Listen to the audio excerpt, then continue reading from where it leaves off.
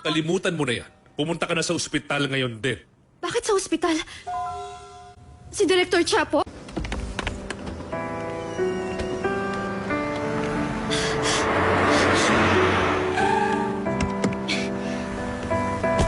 Mama, sa Debok Hospital, bilis lang po.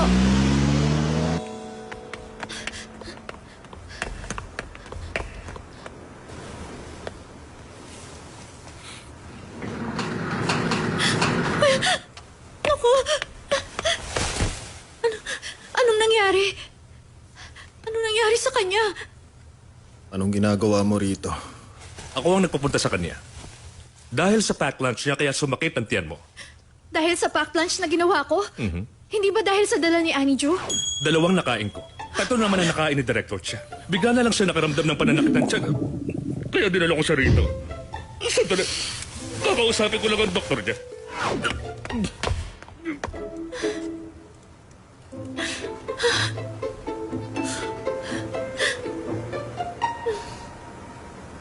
Maupo ka nga kung hindi ka pa aalis.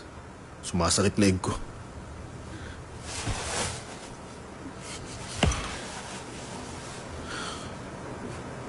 Totoo bang kinain mo ang packed lunch na ginawa ko? Bakit kasi kinain mo pa yon? Sana pinatapon mo na lang. Nakita ko kung paano ka magalit nung pinatapon ko yung hinanda mong hindi ko tinikman. Doon mismo sa harap ng opisina ko. Pakisabi sa kanya, wag naman niyang tinatapon ng mga luto kong pagkain. Sabihin niya sa akin kung bakit ayaw niya at kung anong gusto niyang kainin. Hindi ko alam na nakita mo pala yon. Nakita ko kung paano umusok ang ilong mo para kang isang galit na toro. Sa tingin ko, isa kang puwersa na mahirap kalabanin, Miss Yumili.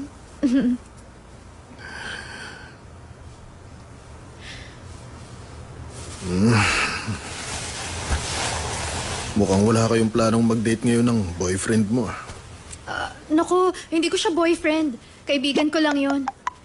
Best friend ko lang siya. Hindi kami magkasama sa bahay. Siya ang may-ari ng bookstore sa ibaba at ako naman ang umuupa dun sa itaas. Mali ang iniisip mo sa aming dalawa. Kung ganun, bakit siya ganun umasta? Siguro pinoprotektahan niya lang ako. Bilang isang kaibigan, ayaw niya nakikitang may umaaway sa akin. Hindi ako naniniwala na magkaibigan lang kayo. Ganun lang talaga ang pagtingin namin ni Jeffrey sa isa't isa.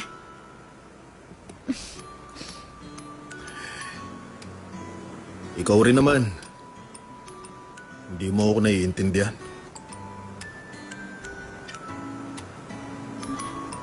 Kaming dalawa ni Annie Jo, wala rin kaming relasyon. At yung jewelry box, wala yung kinalaman sa kanya. Ang may-ari nun, ibang babae.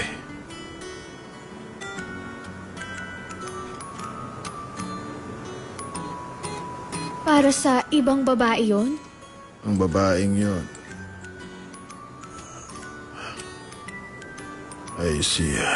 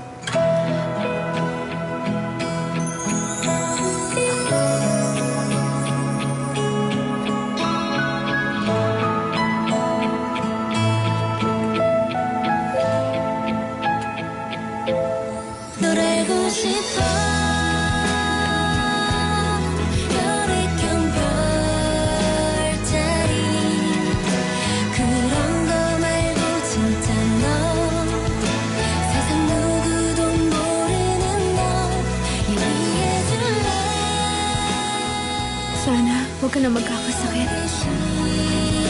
시작부터 첫 번째 거짓말과 두 사람 빼고 모두 알고 싶어.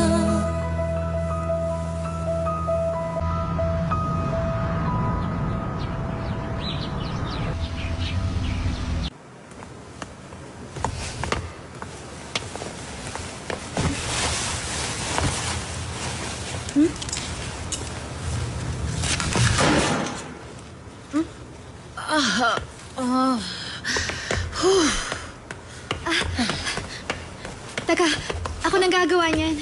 Baka sumakit pa lalong likod mo. Sige.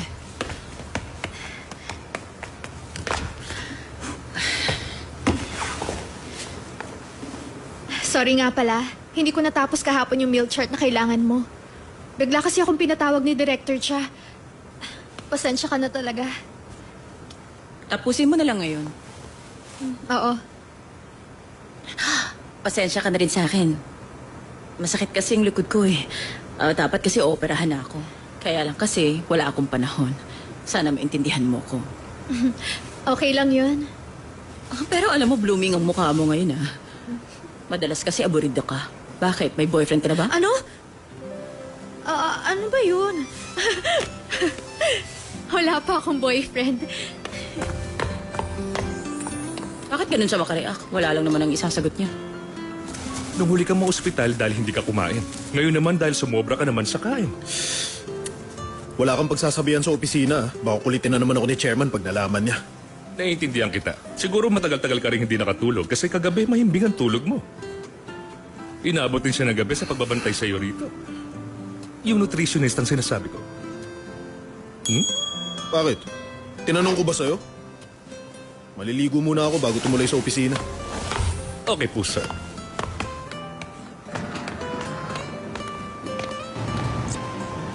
Sabihin mo sa kanila maghanda na para sa meeting. Yung hindi natuloy kahapon, itutuloy natin ngayon. Sasabihan ko sila.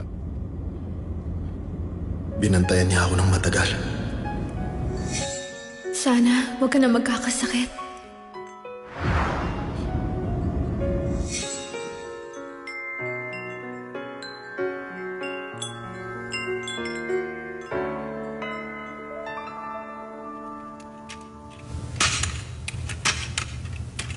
Ibig sabihin ba nun? Hindi yun isang panaginip.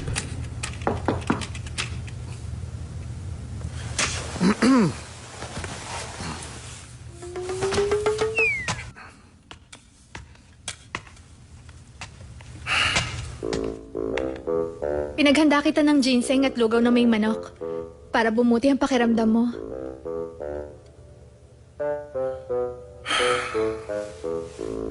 Okay na bang pakiramdam mo? Oo. Kung gano'n, naalis na ako. Huwag muna. Maupo ka sandali ron.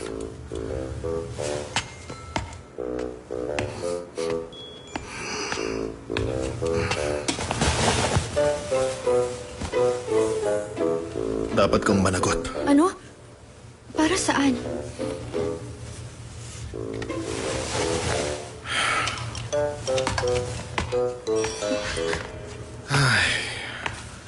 Ano ba ang pananagutan ko?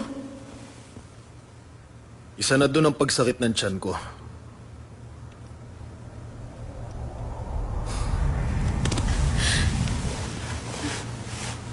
Ayan tuloy. Dumami ang trabaho ko na hindi ko nagawa. At dahil yun sa hindi mo pagtupad sa mga tungkulin mo bilang personal nutritionist ko. Kaya kailangan managot ka sa lahat ng yon. At huwag din natin kalimutan ng jewelry box. Kaya ayusin na natin to para matapos na. Sa anong paraan ko naman pananagutan ng mga bagay Sasamahan na yun? mo akong kumain. Pero kung sasama ako sa'yo para... Anong sabi mo?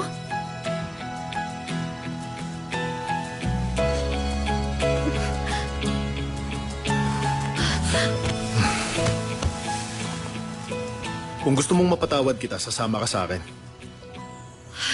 Parang hindi naman tama ang gusto niyong mangyari. Ayaw mo?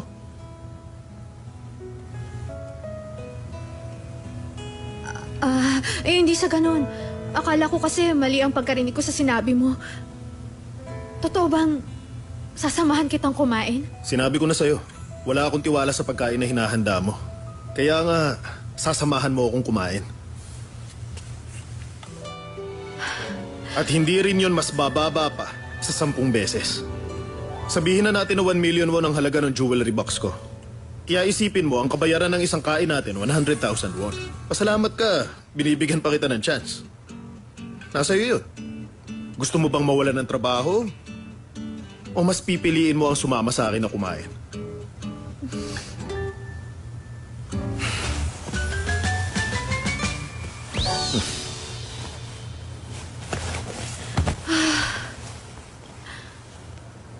Ano ba naman yun?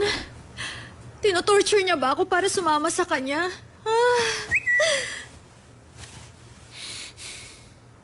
Si Melvin Jiang to. Baka naman, pwede tayo mag-dinner mamayang gabi. May gusto kasi akong sabihin sa'yo eh. Pero kung busy ka, sa ibang araw na lang. Panaginip lang ba yan? Meron ba akong na-miss kagabi? Tama. Sapat na nga ang 10 beses. Kahit na masarap ang pagkain pero higit sa 10 beses kakainin, siguradong magsasawa Darating ka pa rin. ako, kahit anong mangyari. Okay? Spoon one sa katulad. Mamaya nga, mga 7 o'clock. Pakihanda ang kotse ko at ihanap mo ako ng masarap na makakainan. Masusunod po. Ano bang nakaschedule ngayon? May lakad ako mamaya. Hindi yung sa'yo ang tinatanong ko. At hindi ikaw ang isasama kong kumain. Dapat may pupuntahan kang business meeting mamaya. Pero hindi naman yun urgent. Postpone mo para bukas. Gagawin ko po yun. At isa pa. Over na yan. Ang alin? Yung sinusuot mong mga damit. Exage. Ang mga damit na sinusuot ko. Fashion statement ko yan. Kaya wag niyo kong pakialaman. Okay.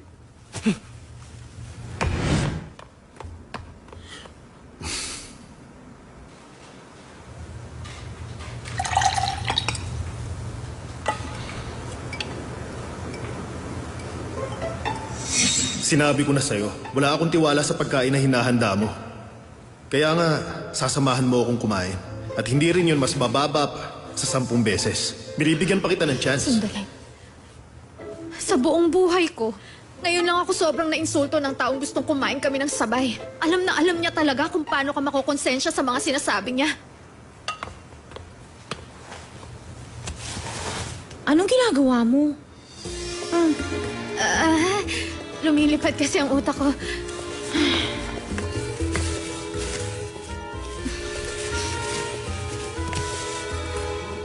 Mamayang 7 o'clock, magkita tayo sa harap ng building.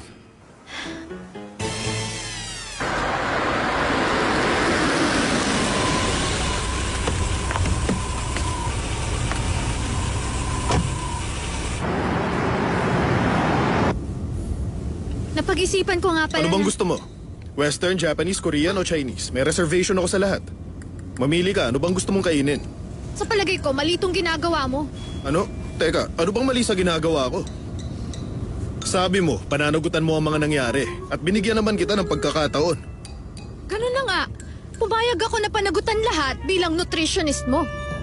Ngayon, Ako ang mamimili ng restaurant. Kasi ako nutritionist. Ang ibig kong sabihin, hindi ito isang klase ng date. May kinalaman to sa trabaho. ay nako.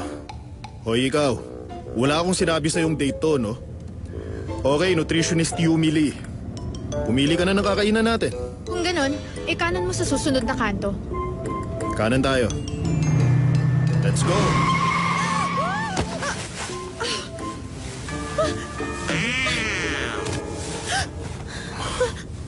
Love, love, love is so good. Love, love, love is so good. My heart Maraming tao talagang nagugulat sa hita ko. is surrender. Kasi naman binilisan mo eh. Ano yan? Sinasaktan mo ako? Love, love, love is so good.